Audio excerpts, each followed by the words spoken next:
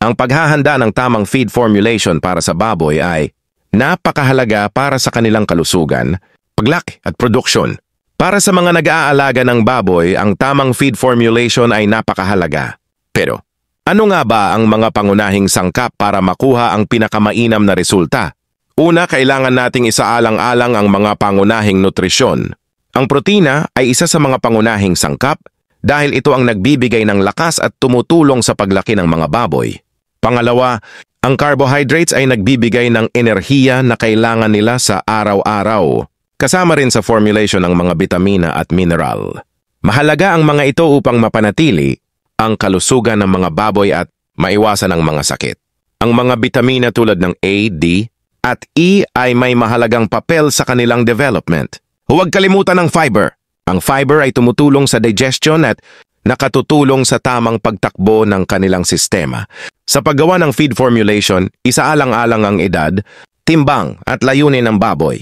Ang mga piglets ay nangangailangan ng iba't ibang nutrisyon kumpara sa mga adult pigs. Kaya tiyakin na ang iyong feed formulation ay balansyado at angkop sa kanilang pangangailangan.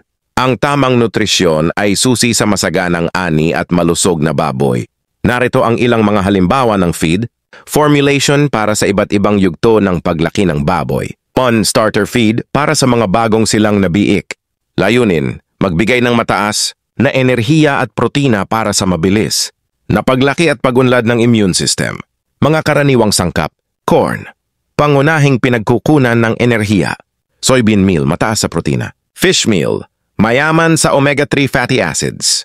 Lactose, skim milk powder, madaling matunaw at nagbibigay ng calcium.